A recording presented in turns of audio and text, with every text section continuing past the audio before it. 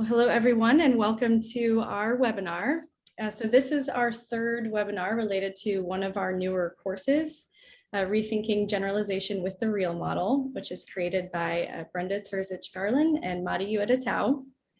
In February's webinar, Brenda talked about the importance of embracing vulnerability in the generality of parent training skills.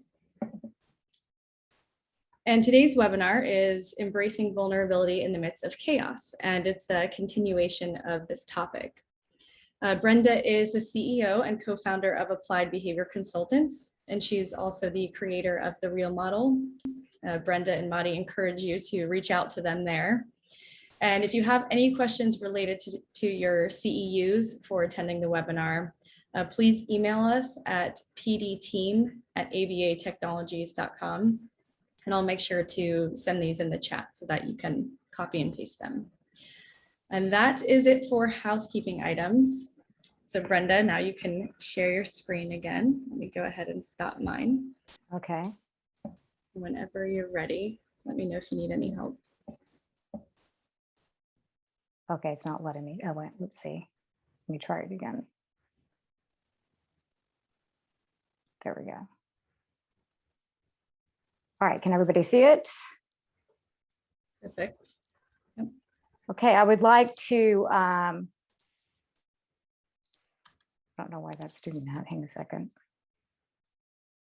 It's not letting me move this. Oh, there we go. It got stuck. Okay, there we go. All right, I would like to welcome everybody to this webinar. I'm very excited about the series.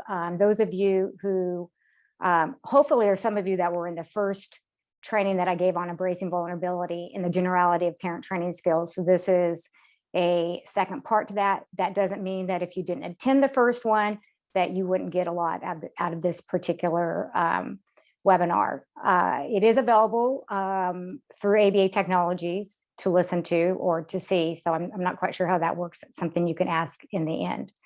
So this particular part, embracing vulnerability in the midst of chaos makes life approachable, is really focused on what skills need to be trained with the parents in relationship to the information that you are providing in regards to parent education training, working with their child and managing behavior problems and teaching skills. The most relevant thing, takeaway that I would like for you to have is that we're in this era of ABA training where compassionate care is really being highlighted with respect to our science.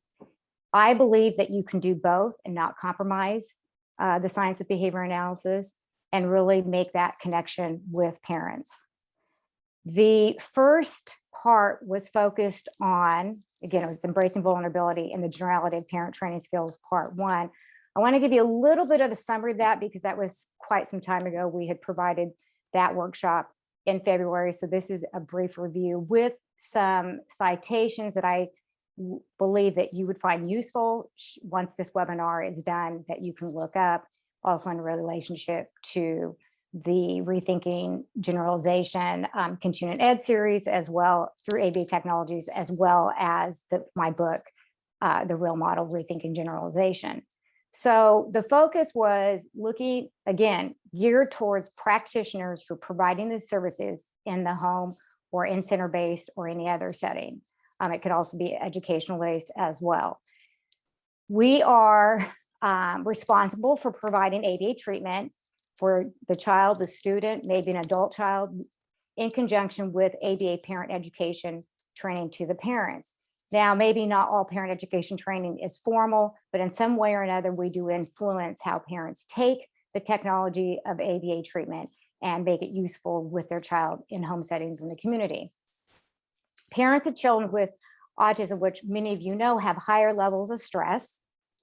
And this really kind of has to do with not only just that they have higher levels of stress, but because that stress is based on the onset of their child being diagnosed with autism, they experience stressors that are persistent and continuous over time. And that's important for practitioners to know because the type of stress that parents of children with autism have is chronic stress. Dr. Fisk emphasizes the importance of practitioners understanding these stresses over time. So what does that really mean in the actual clinical setting?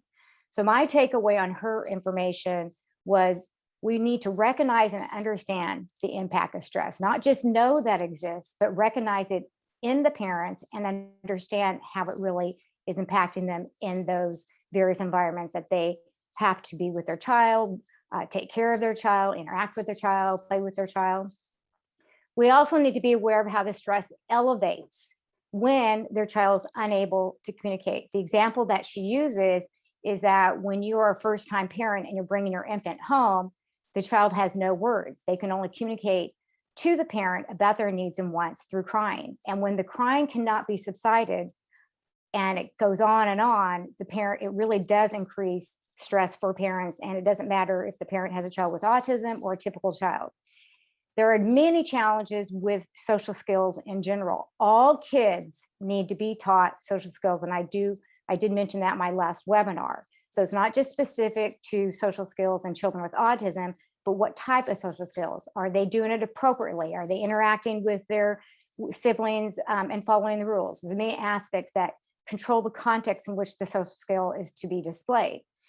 The stress level elevates when the parents are needing to navigate the challenge of behavior problems. And most important, what she stresses is how stress changes over the lifespan of the child into adulthood. So many of us don't follow the child to adulthood. Usually our intervention or intensive behavioral treatment is provided in the early years of the child's life. But for the parents that we are working with, they're constantly thinking about, how is my child going to be able to get treatment in a way that's effective for him, that allows him to be able to, or her to, grow up into adulthood. And adulthood brings up many other aspects of what parents or what would impact parents' stress. So her book, Autism in the Family, is a really good book to read about regarding that aspect. Now, this statement is really important. Not understanding how stress impacts parents differently leads to ungenerous thinking and misinterpretations about parent behavior.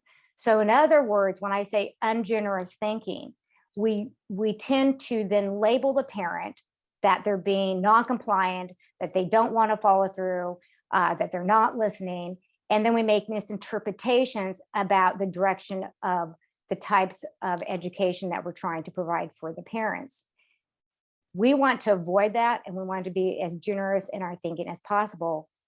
And the only way that you can do that is to really truly understand psychologically and emotionally how the stress impacts the family day to day.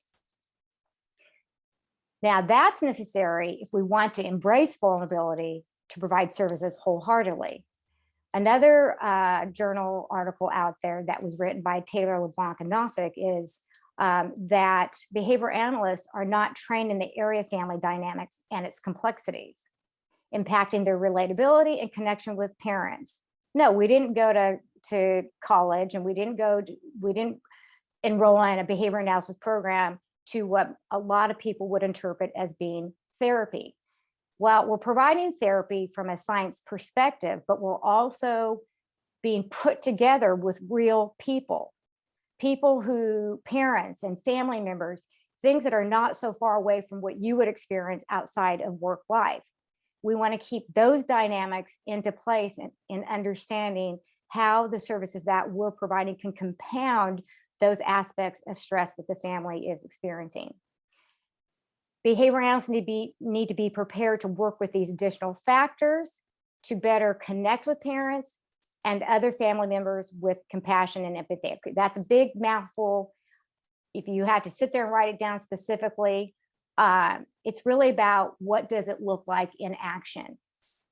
Because it's more about how useful and what we train the parents to do can be used in the home with their child, with their family, in the community, then if we are providing information to them that is so far from their reach and being able to enhance positively those types of interactions in everyday life, then yeah, we don't get a lot of good feedback about what we're training parents on, and that we're making these demands that are not relatable to them, that we're talking using a jargon that they can't interpret in a way that's useful to them. So how do we counter control for that? We provide guidance and feedback to encourage parents to discuss how the stress impacts what you are training and asking them to do. The generality parent training skills is also required in order to increase daily positive interactions with their child. Now, I don't think that's something that we actually look at when we are training parents on how to manage behavior problems, on teaching skills. Do we take the time to say, how many positive interactions are you having with your child daily, if any? Because we're too focused on what the parent needs to do or needs to implement, or the behavior problems are so high, that thought process didn't even come into play. So when we look at the way that when we look at delivering ABA treatment, we want to be constantly aware or conscientious of the vulnerable feelings that you're experiencing as a practitioner, but more important also how the parents are experiencing vulnerable feelings, and how your vulnerable feelings and the parents interact. And you need to know that when we are asking parents to implement a procedure, whether we are teaching the child a skill or whether we are managing behavior problems, there are societal expectations. Their vulnerability is going to be high. The child is making demands independent of your parent training with the parents. That can create a high sense of vulnerability. Parents are managing their own thoughts and emotions with embarrassment, maybe with shame, with grief. The practitioner trains the parent to generalize their skills with their child into the community. Once you go from home or center base into the community, the vulnerability for parents and practitioners is high, because the reality of bringing your child into society and the community, interacting with people you don't even know, brings about a lot of stress for parents, because we get into the business of wondering what people are thinking about us. That's one aspect of what may make the vulnerability high. But it's high for you as well, because it's quite obvious when a parent's vulnerability is high, the experience is uncomfortable, then you as a practitioner who's trying to manage the child as well as teach the parents out in the community, you begin to see that stress with the parents, and that also then makes your vulnerability high. So what I used as your general framework for training parents in ABA principles and techniques was I had created the R.E.A.L model continuum for parent generalization training. And this is what this looks like. This particular chart was also introduced in part one. It coincides with the actual R.E.A.L model behavioral framework that I provided in my book. So you could actually take this particular chart and look at it in terms of how I broke it down in the actual book with respect to what you focus on versus what you focus on with the parent and actual parent training. This particular generality assessment inventory was also introduced. I'm not going to go through this, but I just wanted to highlight some of the things that would then overlap into this training. The generality of parent training skills assessment focuses more on what you need to do to prepare yourself in order to begin the parent training education process, but most important, the generality of those parent training skills. One of the things that I mentioned also is that vulnerability fluctuates. And so I wrote out a continuum for you on this in relationship to each of the levels. I will be breaking this down for you, but basically in levels 1 and 2, we are focusing on basic concepts and skills and language learning in conjunction with concept formation. The vulnerability of parents is high and can vary, but it can also be low. Once we get into maintenance and retention, the vulnerability will fluctuate from moderate to high, depending on how the parent perceives or can see how much the child is retaining information that was taught or skills and targets that were mastered in levels 1 and 2. In level 4 and 5, in level 4, when we begin to bring the child's skills that they're learning from intensive ABA treatment or structured teaching, as well as what we've been training the parents on into the natural environment, because the child's behavior in relationship to those contingencies is less predictable. And there are more aspects to what we need to look at in relationship to what we're trying to develop with the child in those natural settings. One of the things that I want to start with respect to what do you get out of training in general. So I decided to go ahead and put this in here because one of the things that I believe is missing for practitioners coming from a practitioner perspective, I carried a caseload for quite some time in the first 20 years of running my company, because I really did want to keep my hands in it. And that is getting the most out of what you're learning. And I use a resource from Brene Brown called Dare to Lead. And one of the things that she talks about is what does done look like? So in other words, the best way I can interpret that for you is we know what done looks like in relationship to when we're teaching a child a skill. We break that down into small individual steps. It follows a logical sequence. And now we know what hand washing actually looks like. We know what brushing your teeth looks like. We know what getting dressed looks like. And we can even break those down into smaller steps. So that's what done looks like for a skill that we're teaching a child. But what does done look like for you as a participant attending these webinars or attending a workshop? And that is when we receive formal training, one of the things that you want to do is ask yourself, you want to ask smart questions. Now, that doesn't mean that I'm not implying that people are dumb or stupid. When I say smart questions, it's smart about what it is that you're receiving in the context that you see yourself actually using the training in relationship to parents in this particular case.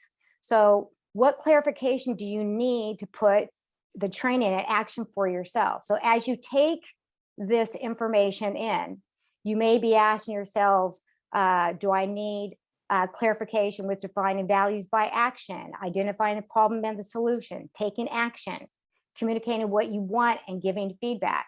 Now, these are all, in my opinion, skills that behavior analysts need to have in order to have a connection with the parents, to ensure that they feel like they belong in the actual training with you and not separate of you, and to get them coming from a problem solving perspective. But most important, whether you're attending a webinar or whether the parents are attending a formal training that you're providing on some aspect of the behavior principles in relationship to what you're teaching the child, what can they do? What's the takeaway for them? But it works both ways, for yourself and for the parent. It's important that that you communicate what you want. It's important that the parents communicate it and that we give feedback on an ongoing basis. One of the things that's important and what I would like for you to get from this training is showing up and being present. All of us have experienced those times, especially in the midst of grief, chaos, and vulnerability, what it's like for someone not to be present.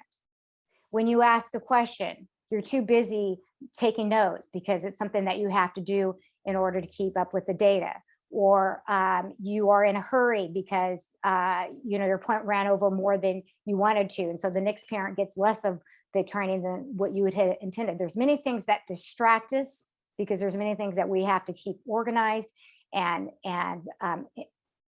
keep track of with respect to what we're actually training parents with. But every time that you do not show up and be present and actually see the parent in relationship to how they are receiving the information that you're doing, it chips away at building the trust with the parents.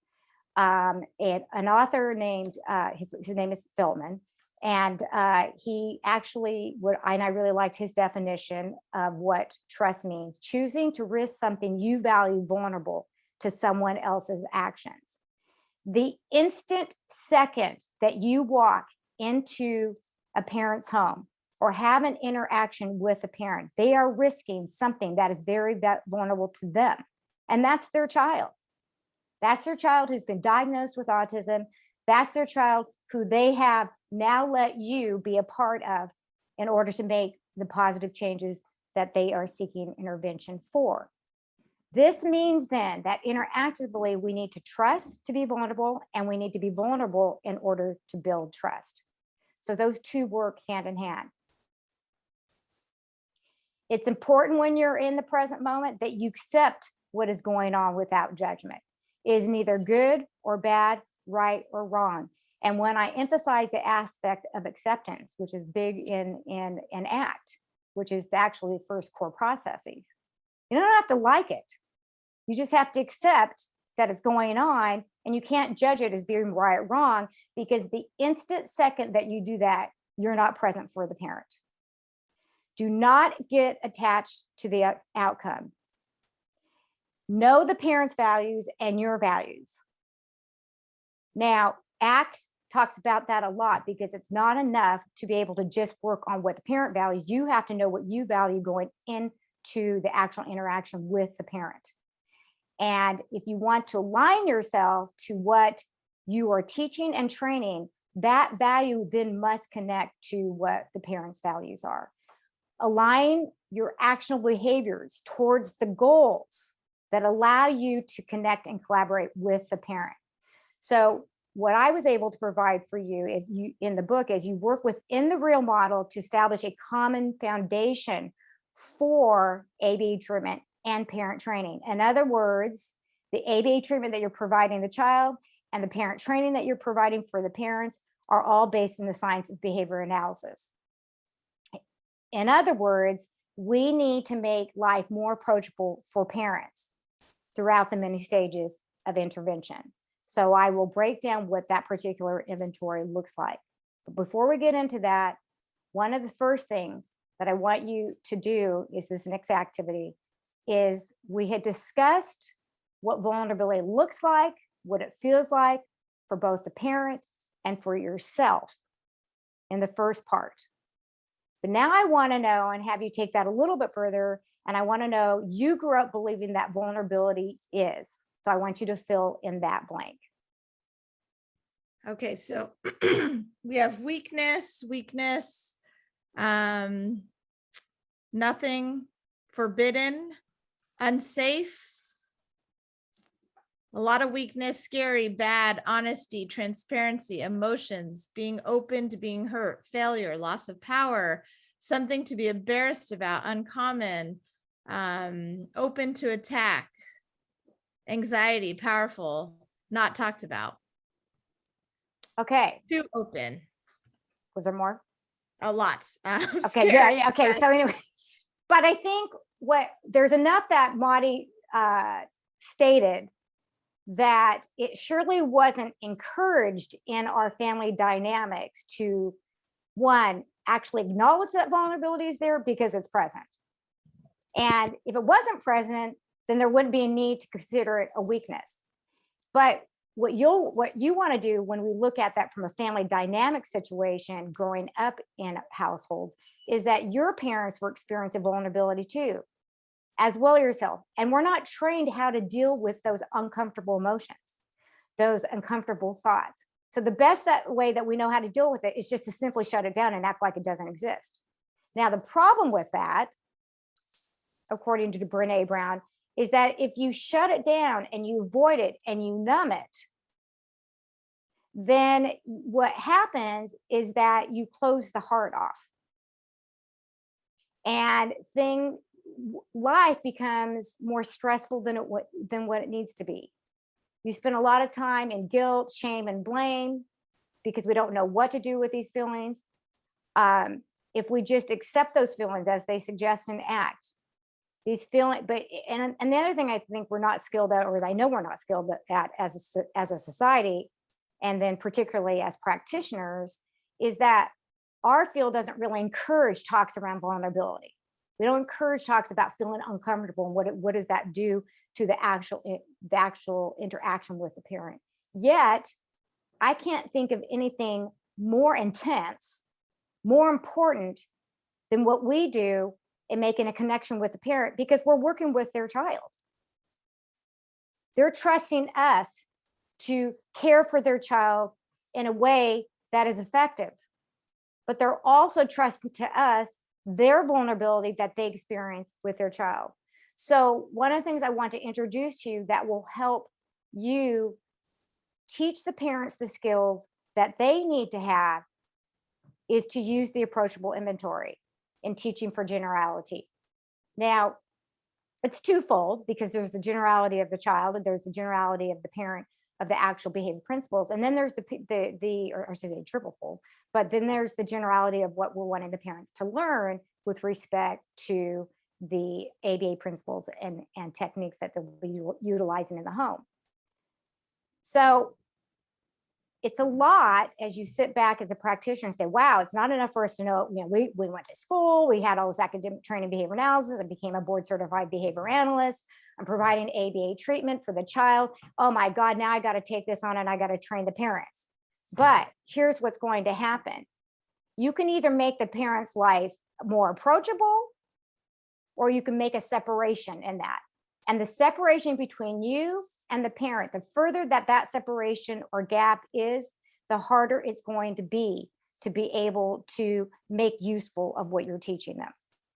So what I'm going to be doing is breaking down this approachable inventory. So I'm going to be taking each acronym and breaking it down within the context of the R.E.A.L model, so that you can get an idea about how to utilize these specific skills that you're going to be teaching parents or training parents on in relationship to treatment. Because everything is about not separate of treatment, but how you integrate it into the family unit, the interactions of the parents day to day. So we want to look at our role as more facilitating the parent, child, and family relationship. And I believe that this approachable inventory will guide you and help you in that way that is useful to you, that is user-friendly, and that doesn't rely heavily on all the behavioral jargon that is needed in the actual treatment of what we are providing for the child. The R.E.A.L model chart that I showed you helps you contextualize and keep true to the science with respect to the actual treatment that you're providing the child, his or herself. So how can the approachable inventory help? It sets the context for how parent training from a behavioral perspective is more welcoming and wholehearted within that actual R.E.A.L model itself, that sets the foundation for how you go about providing ABA treatment. It facilitates the practitioner parent connection during and outside of treatment. I can't emphasize that as being one of the most important things that you want to make sure that you do. It guides the practitioner in the skill building tools parents need to remain inclusive. I can't tell you how many parents have said, I just feel like I watch what the tutors and technicians do. I watch my behavior consultant, and I just can't do it. It's too much. And we don't want to keep the parents away from that.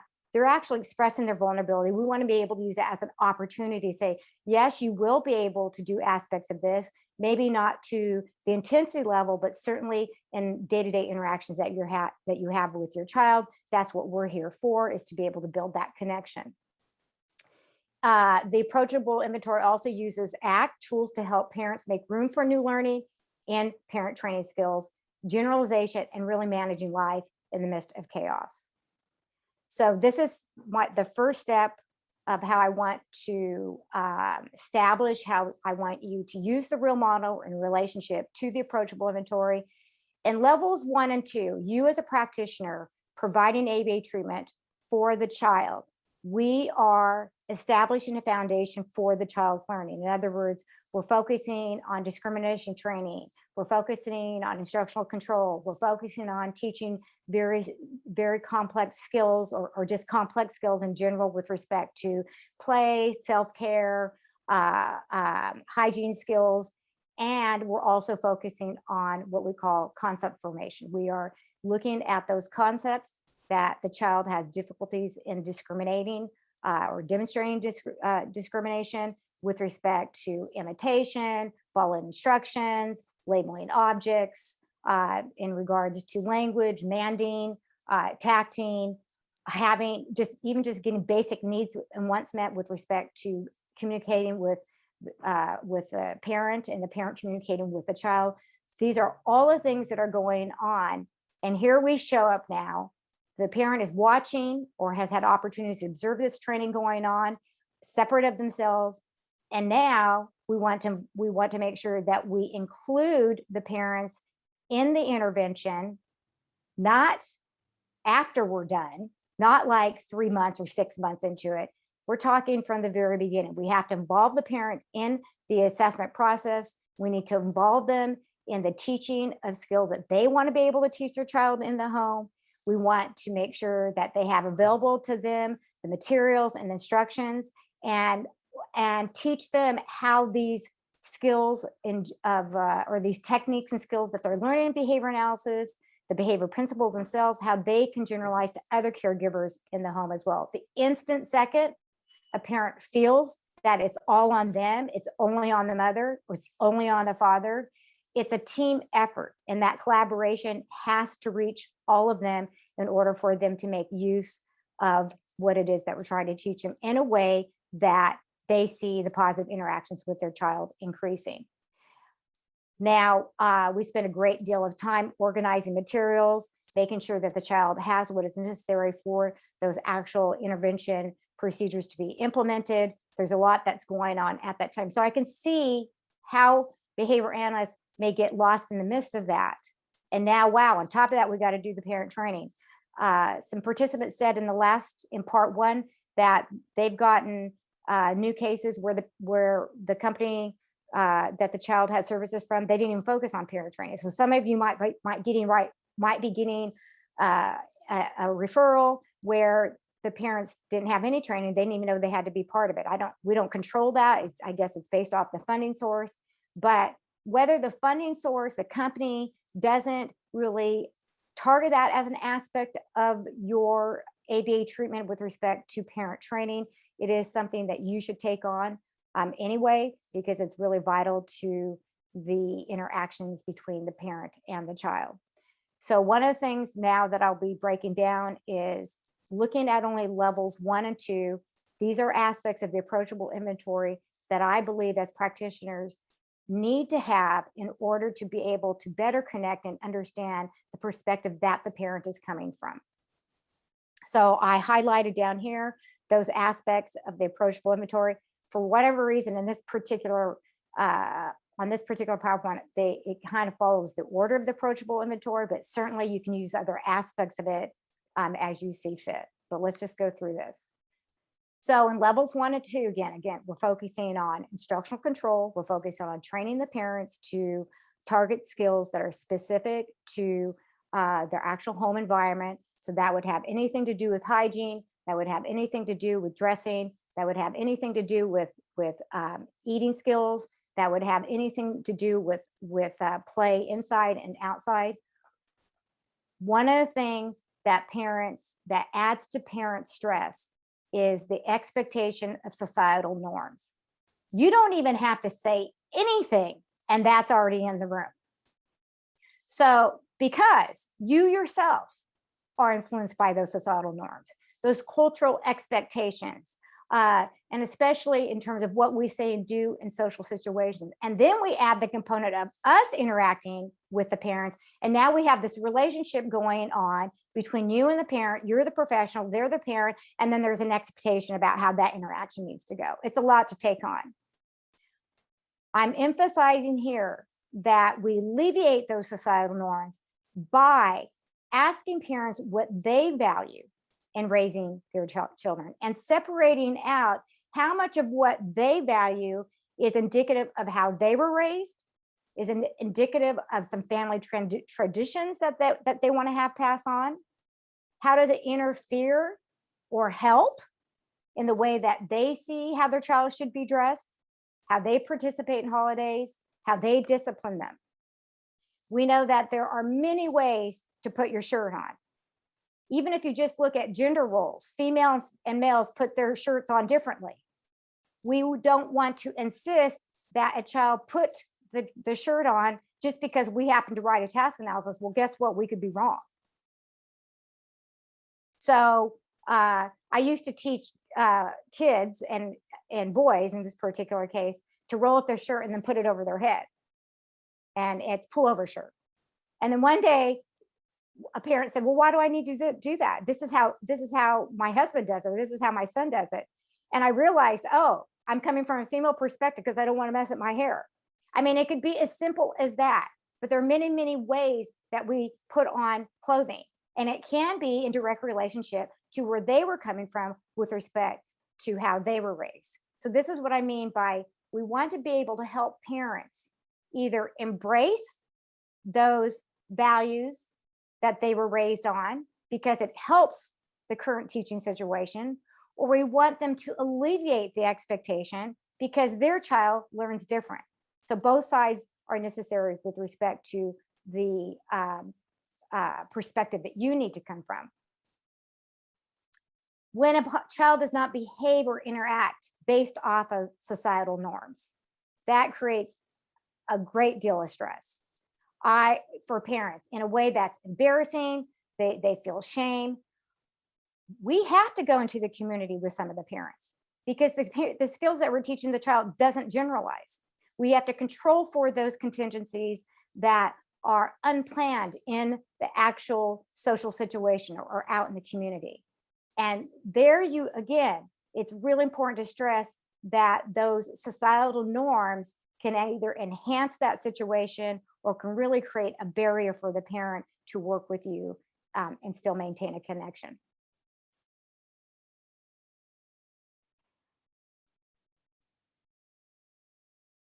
Now, most important, remember that any interaction that involves other people is either going to result in approval or rejection. And one of the things that by asking parents where those social norms come from, where those cultural norms were shaped up in their particular history, in the same way that I asked you about the question of vulnerability. What did vulnerability look like growing up? And for all of you, for most of you, your answers were that it was considered weakness. It was considered negative. It was something we didn't talk about. And now I'm asking you to do the opposite because it exists for both you and the parent. And we're either seeking approval or we're getting rejection. Your vulnerability is still there. If you accept that the vulnerability exists, then you can embrace it. If you can embrace the vulnerability, then you can embrace with yourself, then you can embrace it when it's existing with a parent and their child in the actual social situation. By bringing these expectations into the open, you can now teach parents to what ACT would refer to as having a different relationship with those value-based actions. So just because the parent doesn't have those skills in the repertoire, just because they've never really talked about vulnerability, just because they've never been saying, hey, you need to embrace it. Once the acceptance occurs, whether they like it or not, we judge it based off how it makes us feel. Doesn't mean that they can't identify the value and you can help provide the guidance and feedback necessary for them to act on those values in order for them to establish a different relationship. Remember when we were out in the community with our parents, we were scolded. Most of the time we're scolded for not following the rules. We're given a verbal reminder that, what did mommy tell you? We're not told, okay, you're not having this little teaching interaction because you didn't happen to follow the rules. So most of our social behavior is punishment based. So that's what the parent by nature, by just simple past reinforcement history is going to bring into the social interaction with respect, and especially with safety skills. And now we want parents to look at that differently because the child doesn't learn in the typical way. And we have to break those skills down, but we also have to be mindful of how it is impacting the parent, be able to identify that for the parent, be able to encourage them to speak about it and to say, okay, now we're going to look at it differently based off the value of your child being able to follow safety rules so that they can develop a different relationship with the actions that they take with their child. We want to make a distinction between what are we training the parent to do and what we might be asking the parent to give up. That's huge. Sometimes a parent will show resistance, not because they don't want to do what you ask them to do, but they have to give up something that is of value to them. And you want to find out what that is. Maybe when they go out into the community They usually have another caregiver with them, or they have their husband with them. And some of the hard things that are the more difficult things to manage in that particular interaction might be something that the husband handles, or might be something that the siblings are able to do and help the parent out. We don't have any idea. We simply have to ask, so that we know also what the parent is being asked to give up in order to do the thing that you are asking them to implement with their child. Having an understanding of typical development is important in relationship to what is targeted for behavior change. And that's in direct relationship to the child's chronological age as well. So not only developmentally, but chronologically.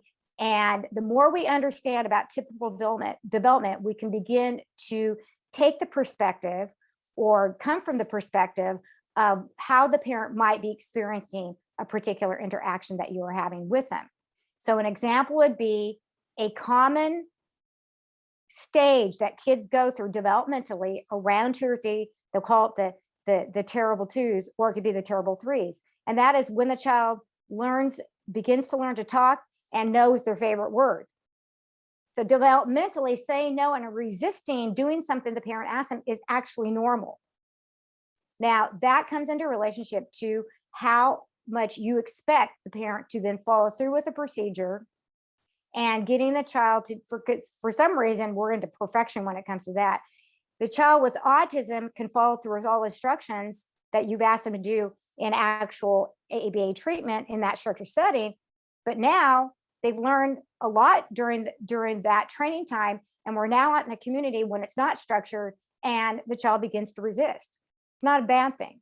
So we want to be able to explain to parents how that typically works as children develop throughout the years. If what is being taught is perceived from the parent going against their values, a practitioner may mistaken that the parent is being non-compliant or uncooperative. You must be aware then that what you're asking them to do when you see that resistance, you want to inquire, I noticed that you're feeling a lot of anxiety, or that you're feeling actually vulnerable would probably be the better word. You're feeling overwhelmed, you're feeling vulnerable. Tell me what's going on with you. And then we can see then how far away the parent is working toward their values versus moving away from their values. We must be able to ascertain when to ask the parent to put on hold what they've been taught to do, versus the necessity for implementing a procedure that is counterintuitive to what they have been taught. And that, again, that is their past reinforcement history. So sometimes I've said to parents, okay, I know that you're used to picking up your child, comforting him, because that's what you do. It naturally happens between the parent-child relationship. What we're asking you to do is to put that on hold, implement the procedure in order to decrease the child's tantrum behavior, because it's interfering with your ability to be able to teach him getting dressed by himself. And then as soon as he does that, he can hug the child. I don't care how much affection you give the child, but we just need to set it aside. We're not asking the parents to give up something permanently, but if we don't address it, it could be perceived as that, and therefore you're going to get an interaction that actually separates you from the parent. You want to make sure that parents take the opportunity to play. You yourself as a practitioner, this job is very demanding. We work many hours, but many of us, including parents, forgot how to play. But play is something that allows parents to engage in something that is enjoyable. And it can also provide recreation and practical purpose, but not just that. There are a lot of benefits in the research. There's benefits to play. According to Albert Einstein, it's the highest form of research. When we look at the biology of play, whether it's with the human species or the animal species, play is a huge benefit to the survival of us as social beings. Parents may need to discover what play looks like in adult life. In other words, I can speak to this myself. We forgot how to play. And when you look at what play actually looks like, and you look at your own expectation and your own past history, it's not what I wrote here. Play can be planting flowers, painting a wall, making a scrapbook, going shopping. I mean, who knew it'd be about shopping? But sometimes we just like to go on and try clothes. Parents not only are unable to play with their child because the child doesn't respond like a typical child, but they themselves probably forgot how to, or just gave it up. But it's important with respect to them being able to embrace their own vulnerability and be able to make life a little lighter. We want to encourage parents to put forth a positive thought, especially in the midst of all that is happening with them.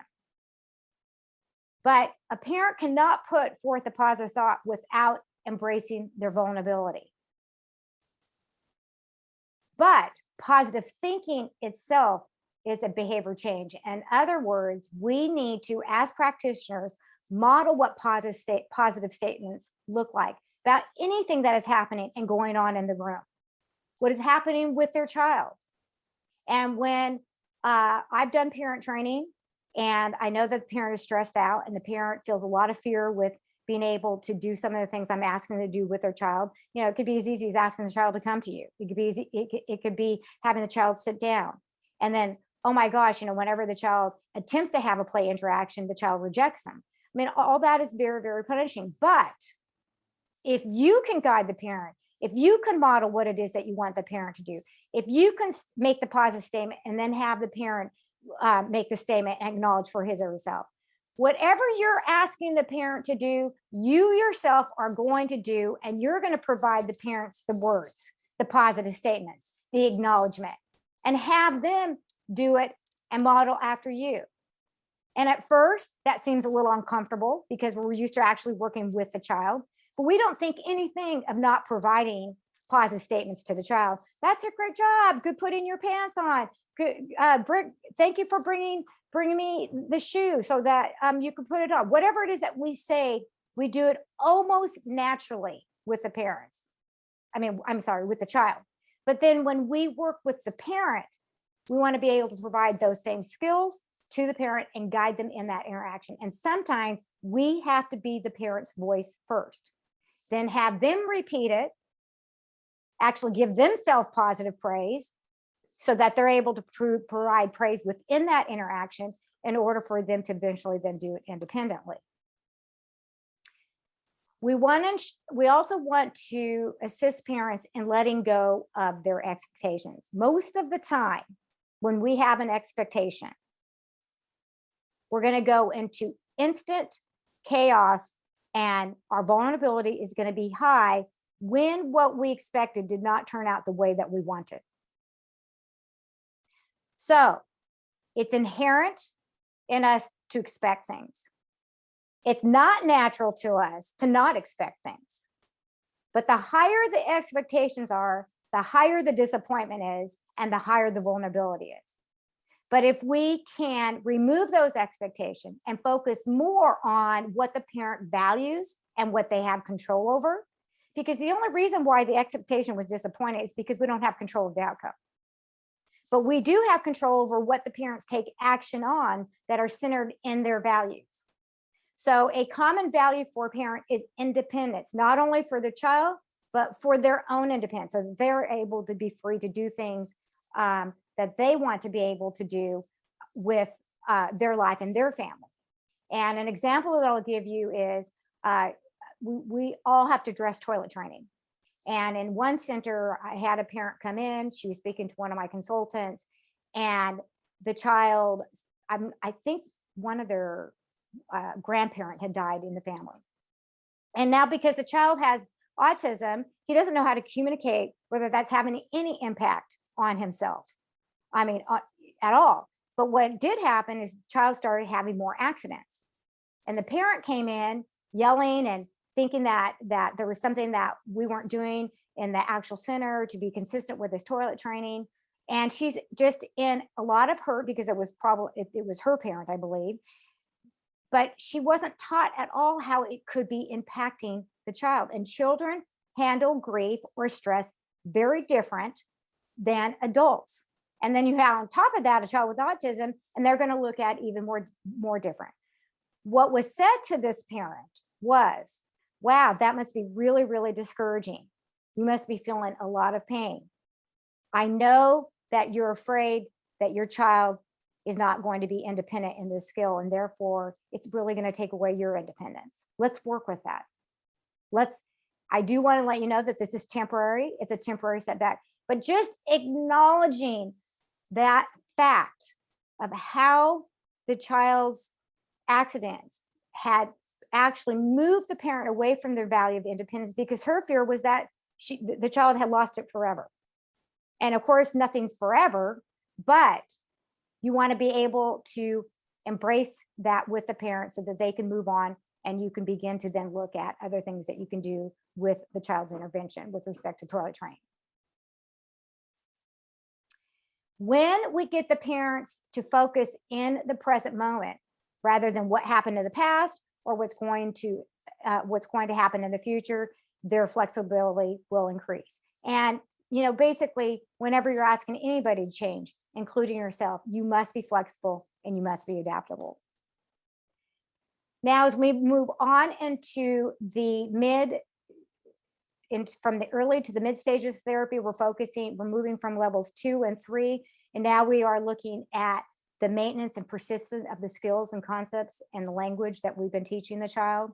Here it's important because again, the vulnerability is moderate to high, because the actual acquisition rates of the child it has the appearance of slowing down because we're expecting more of the child. We're thinning out the reinforcement schedule. It's not as obvious that the child is acquisitioning as quickly as they had when the intervention was more intense. We were reinforcing every single response. There was a lot that was going into the parent's ability to see the actual improvements with the skills that you're teaching the child. But what's most important is that as we work on increasing the behavioral persistence of what we're trying to teach the child, we want to also ensure that the parents are generalizing across settings and time. And we want to also be aware of the fact that the vulnerability is going to vary, especially during training with respect to generalization regarding how the child generalizes what he's been taught across settings and times, but also how the parent generalizes what you've taught across settings and time. The aspects of the approachable inventory, you want to open your heart and offer choices. That means you're going to focus on that and the parent's going to focus on that. When we embrace vulnerability then we are able to open our heart and we're able to offer choices. And second, what we want to focus on is asking for help. So I'm going to want to go through that with you. Open your heart and offer choices. So one of the ways that we do that first is to embrace the vulnerability and be able to acknowledge that it's discouraging for parents to see that their child is not learning as quickly as they had in levels 1 and 2. The acquisition rates are slowing down. So we have to be able to see that discouragement, and we need to be able to explain behaviorally what we mean by behavioral persistence, what we mean by thinning of the reinforcement schedule, what we mean by how we want to make sure that child's targets that we've taught them and mastered maintains over time in different settings. Now, if you don't embrace the vulnerability that's happening during a time that the parent is discouraged, then what you do is, or what the parent ends up doing, is closing their heart off to feeling joy, relief, and laughter and trust. So it happens, I don't care where the child is at from a treatment perspective, when it comes to maintaining and persisting in skills, you're going to see less behavior. It might get more intense. It just depends on the actual context itself, and it depends on the schedule of reinforcement. But this is a time that trust can create,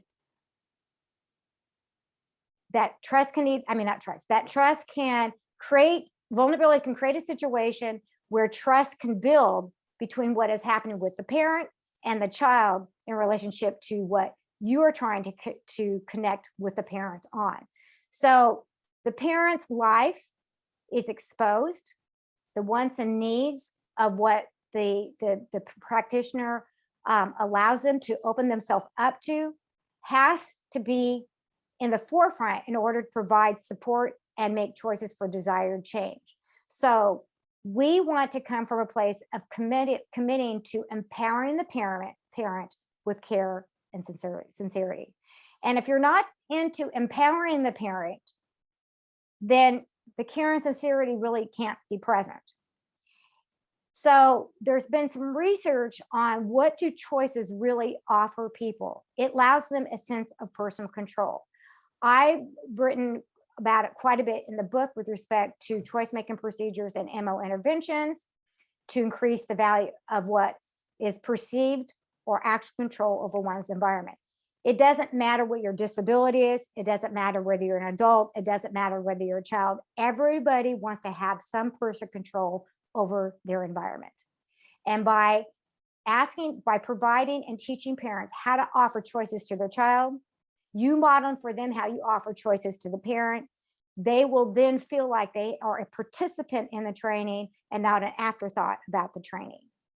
They will be able to see, again, the benefit of how offering choices to their child actually benefits their relationship and makes it stronger with the child.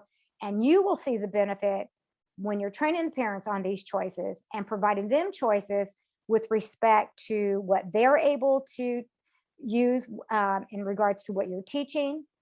They will be able to offer those choices for themselves in times where it's not competing. Much of what we do and train on can be implemented anytime, anywhere, but maybe not within the context and not within the timeframes that we are asking. It's very difficult to ask a parent to take data all day long. Okay, so we just need for you to take data. We want to know how often the child is non-compliant. We want to know how often the child is tantruming. And when I train parents, and I said, okay, now we need to take some data because we want to figure out how often the behavior is actually occurring. And some of the things that parents will say is all day long. And for me, at first I thought, yeah, all day long. He said, well, I know it seems like a lot, but it's really just going to depend on, what rate the behavior is actually occurring or the frequency. So then as I saw the parents' resistance go up, I said, well, are there times of the day that the non-compliance is more frequent than others? And absolutely. Or when is the child's non-compliant, or when your child doesn't listen to what you're asking them to do, when is it the most stressful to you? And it's during mealtime. So I'm going to ask the parent to only take data at mealtime. So there are ways that we can work around what we are asking the parent to do rather than putting ourselves in a place, a judgment about whether the parent is being non-compliant with us. So one of the skills that we want to ask or teach parents is to ask for help. Now, I find that interesting. At first, I wasn't going to address it, but as I was, writing out the acronym of approachable, asking for help is like one of the things we take for complete granted. It's something that we teach children to do. We want them to ask for help when they need their shoes on. And as a matter of fact, typical kids ask for help all the time. And parents find themselves putting that on a punishment schedule because it's like, well, you can do it, you try. And then, of course, it's something that it's a man that children with autism aren't able to do. So we teach them how to ask for breaks. We teach them how to ask for help with getting something that they want out of the cupboard or something out on the playground. But when we look at our own behavior and we look at the parents' behavior, how good are we at asking for help? So oftentimes then when we look at help from a perspective of what we are trying to teach the parent, I sometimes have said, or I've seen consultants say, well, I don't know why the parent didn't ask. And I said, well, maybe sometimes you don't even know that you need help. So let's look at help from this perspective. Asking for help, first of all, brings a lot of vulnerability. Now, if vulnerability was considered a weakness, well, then asking for help is considered a weakness. But we know that it's not a weakness. It actually brings out strength and courage because it takes a lot of courage to ask for help. But we don't know oftentimes what we are asking for help on or for help with. So we want to be able to commit ourselves to exploring what help looks like for parents. and it can change. Possible areas parents may need guidance to explore help is help with the child outside of programming time, help with other children in the home, help with reinforcing a positive interaction with their child, help with being kind to oneself. Now, those are just some examples that I have presented to you with respect to the whole aspect of asking for help. What does help look like? So we're going to do another activity. What does help look like for parents? And what is so let's do that one first, and then we'll do the second one. What does help look like to you as a behavior analyst? Answers have come through. Okay, help looks like for parents. Incompetent, consistent communication, patience, understanding repetition, flexibility, support and understanding the functions of behavior is often very helpful. Active listening, ideas, listening.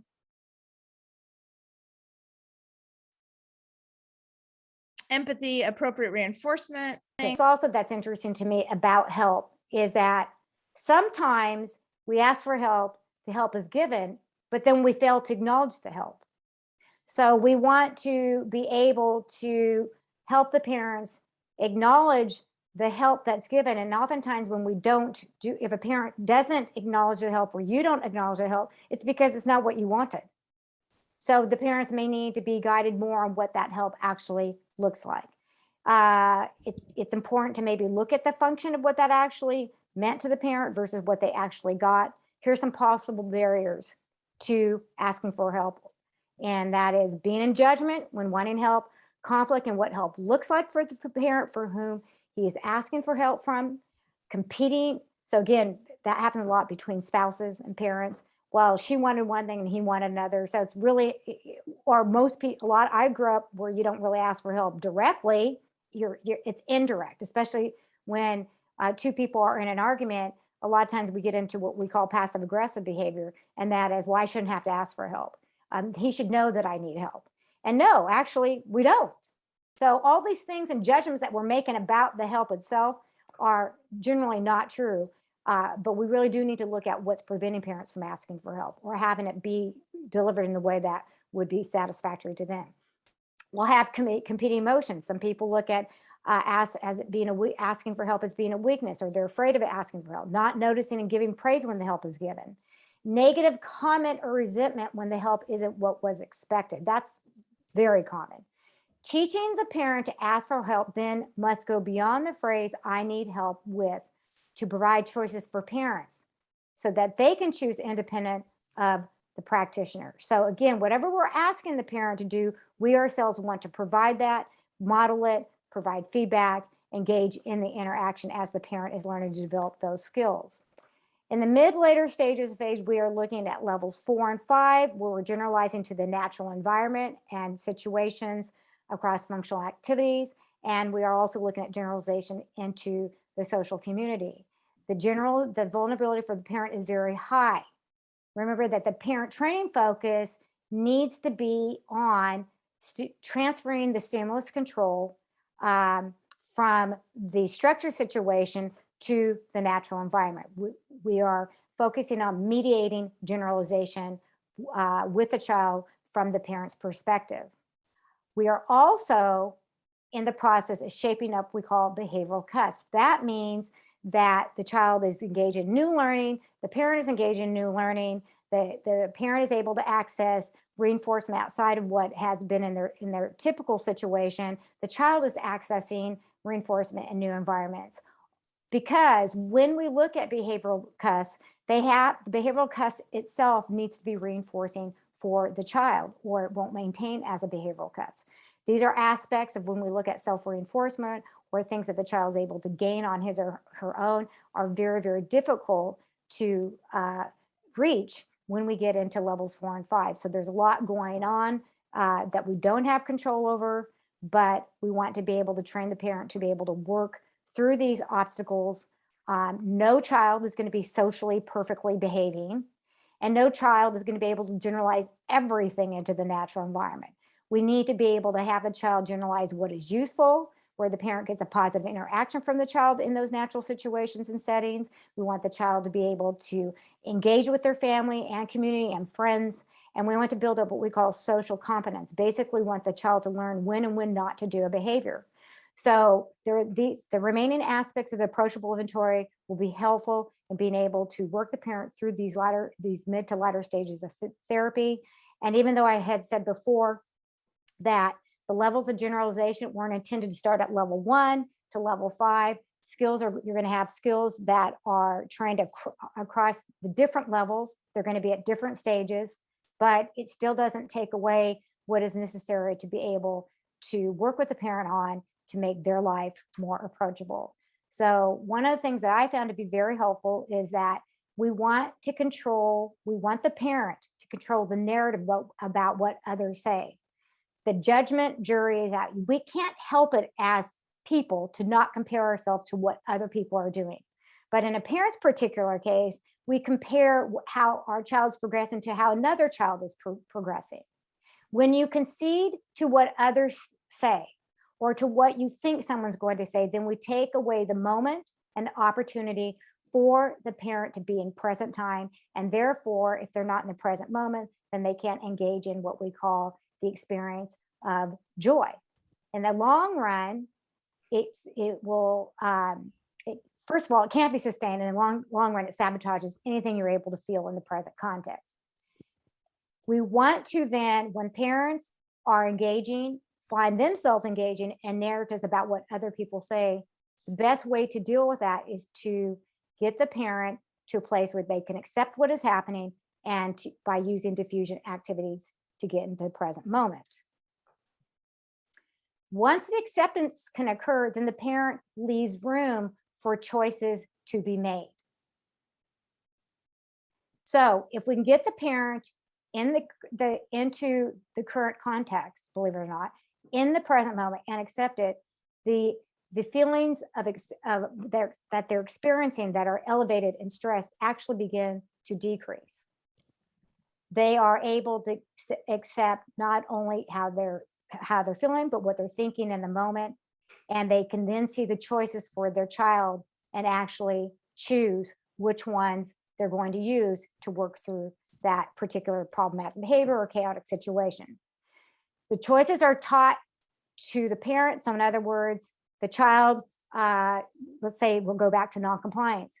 And one of the things that we can provide for the choices for the child is choices. Okay, well, do you want to pick up your shoes first, or do you want to go pick up that toy? And the child has a choice to which one he does. Do you want to brush your teeth first, or do you want to comb your hair? Whatever those choices are, they begin to generate an aspect of empowerment for both the parent and the child. Maybe when you're asking a parent to do something, the way that you model it is you say, okay, these are some of the things we want to work on this week. Which one is going to work for you best with what is going on in your situation for the week? When we look at B, which is that now we're towards the end of the approachable inventory, leave boundaries and balance. That means the only way that we can really work with embracing family life is, first of all, do you believe in yourself? And I know we've all, at some point in our lives, had to look at our own self-worth. But remember, for parents who are living this very, messy, parenting in general is messy, which I mentioned before, but now life is chaotic. Their stress levels are high.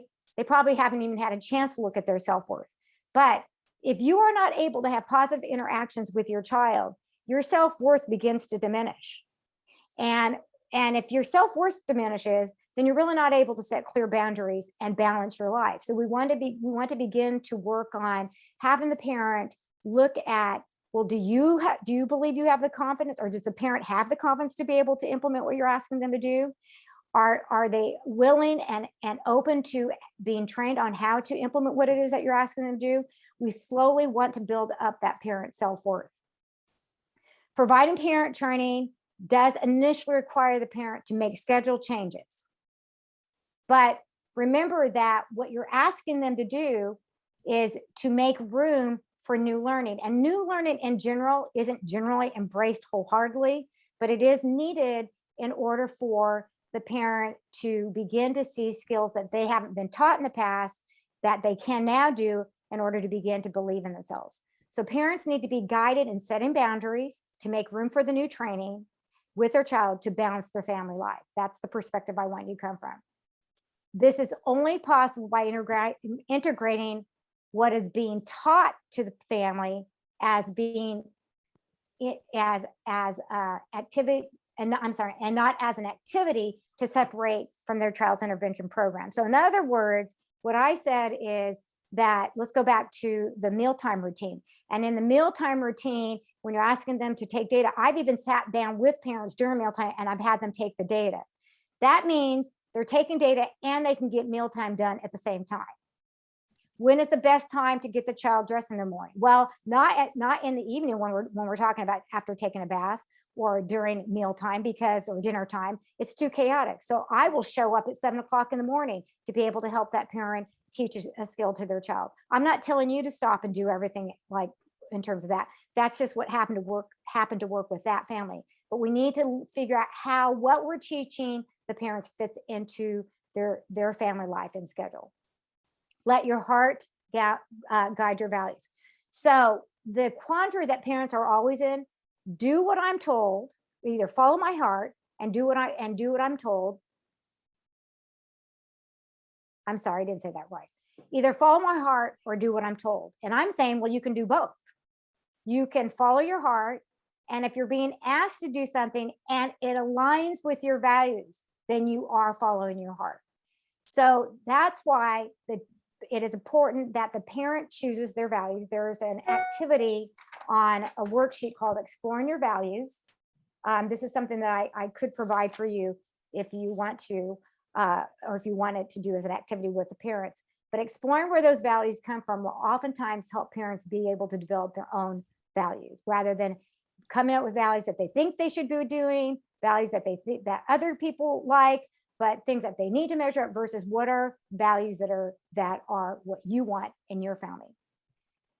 When parents are aligned with your values and you yourself as a practitioner are aligned with your values, then you are your heart is open and you're less guarded. So when we allow parents to explore the values and where they're coming from, then the value is more personal, they're more committed, rather than having the value be unattainable, choosing the value because it was attractive or is based off of what other people wanted, or simply that the actions that are required for a person to take really cannot align, really just doesn't match the value that they're doing. So there's some conflict there going on an ongoing basis. Now, when parents are clear on their values and they can see the action actually possible to do, then their heart remains open and they're able to embrace the vulnerability and let them guide them. The parents will have a positive experience with their child, not a dreaded one, or with you. They will have a positive experience with you. They will engage rather than retreat, and they'll see the experience and their impact with their child. Also in the initial ACT book called, well, actually there's a lot of them, but in acceptance and commitment therapy book, but you can also, I bet if you just looked up ACT and values, there's hundreds and hundreds of values that you can pick from. We need to pick the one that actually works for the parent. I've seen parents choose the value of courage, because oftentimes they're too hesitant to be able to work with what you're asking them to do, because again, a lot of us go into situations wanting to be perfect at what we're learning how to do, and we're afraid to make mistakes. So I had emphasized about making sure that you allow parents to make a mistake, fall down, brush their knees off, and get back up and do it again. Parenting in general is not a perfection job. Parenting in general is about an engagement connection job.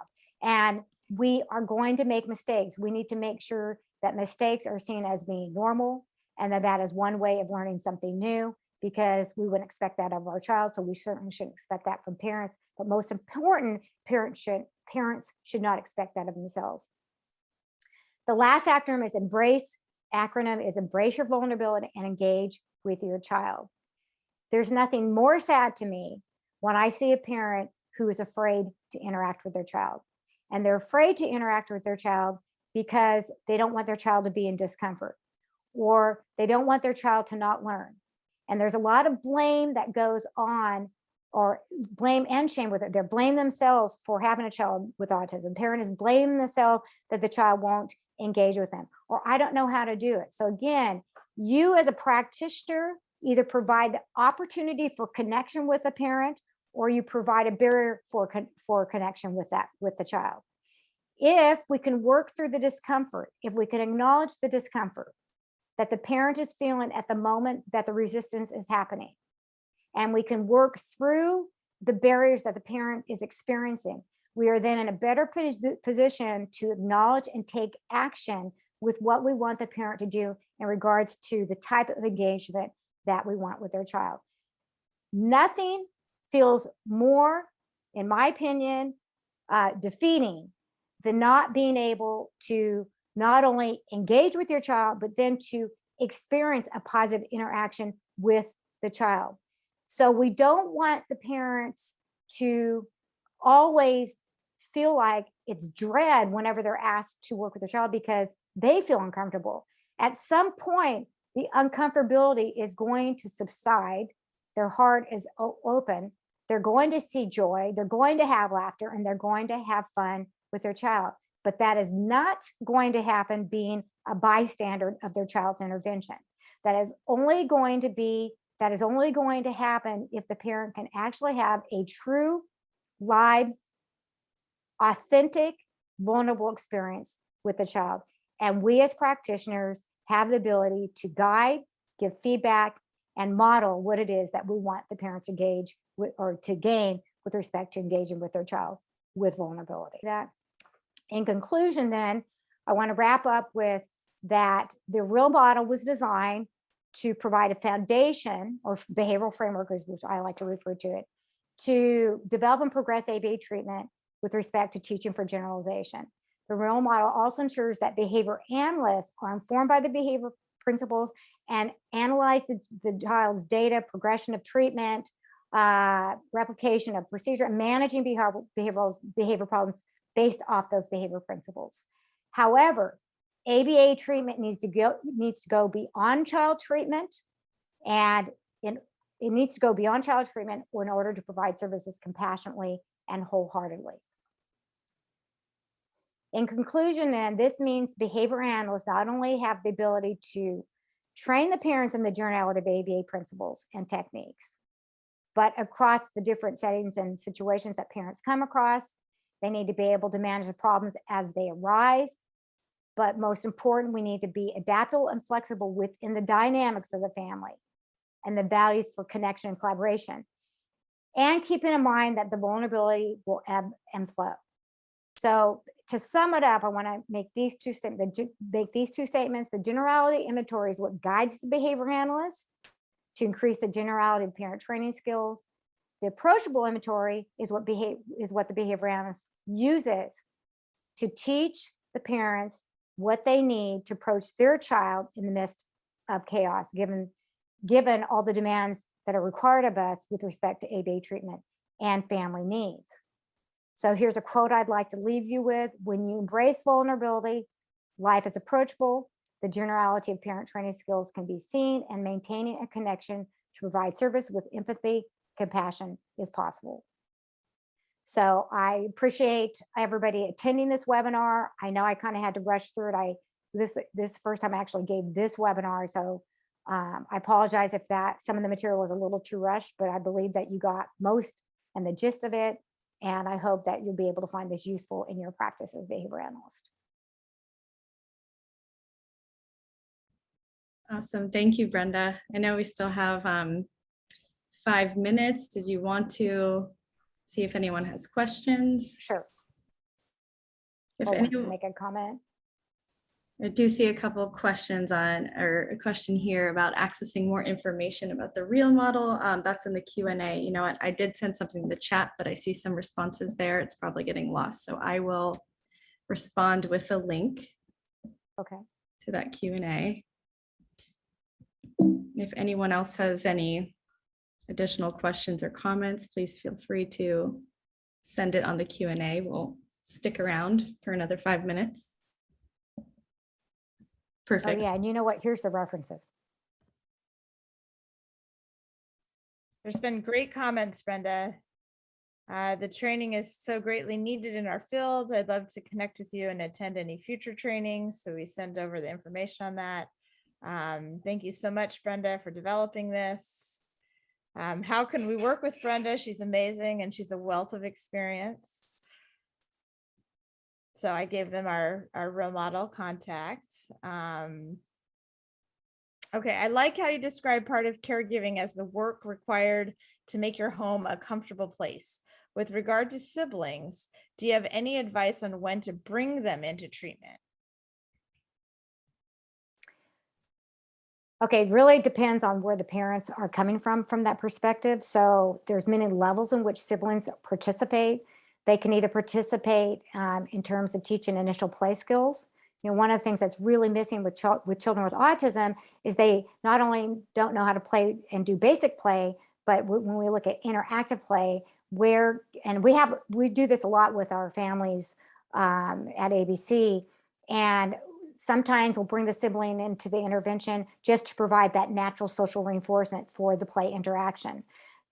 We will, it's kind of interesting how kids developmentally, they go through this stage of they want to be helpful. They really want to help their sibling. The sibling I've seen more caretaking with the sibling and the child with autism. So you can figure out ways that the child can be useful in maybe modeling a particular hygiene skill that the child with autism doesn't want to do. Now they would be the model. The parent could still be there helping guide and use the behavior principles when it comes to prompting and reinforcement. But that also gives the child an opportunity to learn how to imitate and generalize across other people with respect to imitative skills. So there's many ways that you can bring the sibling in, but I would also ask parents for their input and how they see the sibling participating in their child's life.